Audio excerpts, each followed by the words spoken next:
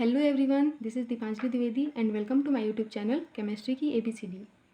आज हम क्लास 11 की केमिस्ट्री का एक बहुत ही बेसिक सा टॉपिक डिस्कस करेंगे जो कि है नेचर ऑफ मैटर, यानी कि द्रव्य की प्रकृति। तो नेचर ऑफ मैटर को जानने से पहले हमें ये समझना होगा कि आखिर मैटर क्या होता है। चलिए देखते हैं। Anything which can occupy space and have mass, those all things are called matter.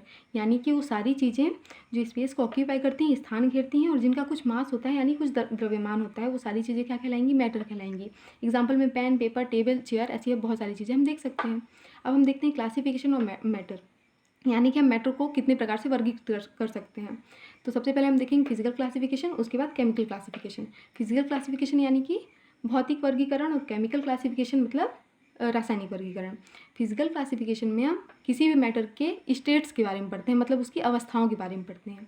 तो आप सभी को पता ही होगा कि पदार्थ की कितनी अवस्थाएं होती हैं? 3 अवस्थाएं होती हैं, ठोस, द्रव और गैस। किसी भी मैटर की 3 स्टेट्स होते हैं, सॉलिड स्टेट, लिक्विड स्टेट और गैसियस स्टेट। चलिए अब इन तीनों में हम डिफरेंस समझते हैं। तो जो सॉलिड होता है उसका क्या होता है? एक निश्चित आकार होता है और निश्चित आयतन के साथ वो बना रहता है। लिक्विड में क्या होता है? इसका निश्चित आयतन तो होता है, फिक्स वॉल्यूम होता है, लेकिन इसका आकार निश्चित नहीं होता है। ये जिस भी कंटेनर में जाता है क्या करता है? उसी का आकार ले लेता है। जैसे कि ये जो बॉटल है ये किस फॉर्म में है? सॉलिड फॉर्म में है। इसका आकार निश्चित है, इसका आयतन निश्चित है, लेकिन इसके अंदर जो लिक्विड है क्या है? ये लिक्विड फॉर्म में जो है इसका वॉल्यूम तो फिक्स है, मतलब इसका आयतन निश्चित है, लेकिन इसका आकार फिक्स है क्या? इसको हम किसी भी कंटेनर में डालेंगे उसी का शेप ले लेगा।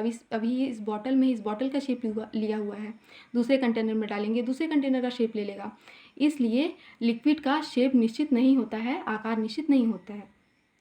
सॉलिड जो होता है, सॉलिड के पार्टिकल्स जो होते हैं बहुत ही पास पास होते हैं, मतलब इनके पार्टिकल्स के बीच में जो अट्रैक्शन फोर्स होता है, आकर्षण बोलता है, बहुत ज़्यादा होता है।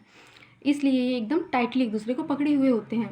लिक्विड फॉर्म में जो होता है उनके पार्टिकल्स के बीच में आकर्षण बल थोड़ा कम होता है, इसलिए ये मतलब किसी कंटेनर में इसको रखना पड़ता है, वरना ये थोड़े फैल जाते हैं।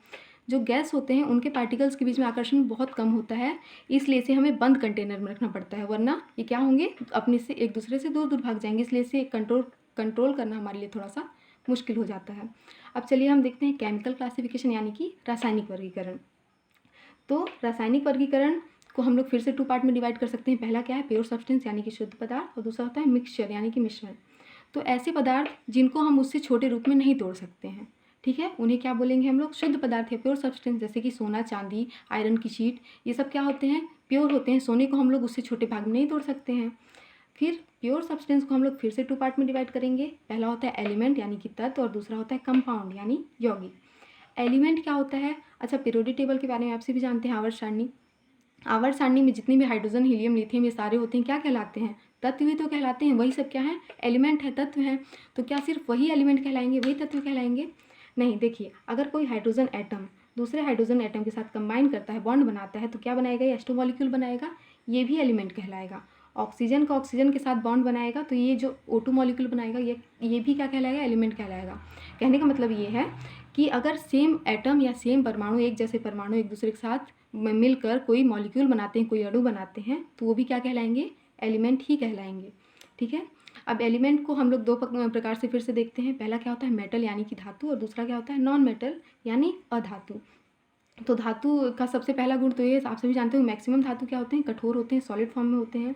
इनमें लश्चर पाया जाता है यानी कि चमक पाया जाता है। साथ ही में क्या होते हैं? ये ऊष्मा के सुचालक होते हैं। एग्जाम्पल में हम लोग देख सकते हैं आयरन, कॉपर, जिंक, ये सारे आ जाएंगे। नॉन मेटल जस्ट इसका अपोजिट हो जाएगा धातु। इसमें क्या होते हैं? ये ठोस हो सकते हैं, लेकिन क्या होती हैं? ये ब्रिटल होते हैं, भंगुर होते हैं, ठीक है। इनमें लचीलापन नहीं पाया जाता है। साथ ही में क्या होता है? इनमें चमक नहीं पाया जाएगा, और ये ऊष्मा के कुचालक होते हैं, बैड कंडक्टर होते हैं, ठीक है। एग्जाम्पल में ऑक्सीजन, नाइट्रोजन, कार्बन, ये सारे आ जाएंगे अधातु में, ठीक। अब हम देखते हैं कंपाउंड या यौगिक। तो कंपाउंड क्या होता है? जब एलिमेंट फिक्स कंपोजिशन, मतलब निश्चित संगठन के साथ जब एलिमेंट मिलते हैं तो क्या बनाते हैं? कंपाउंड बनाते हैं। ये हमें इसमें ध्यान रखना है कि कंपाउंड में जो एलिमेंट होंगे वो निश्चित संगठन के साथ ही मिलेंगे।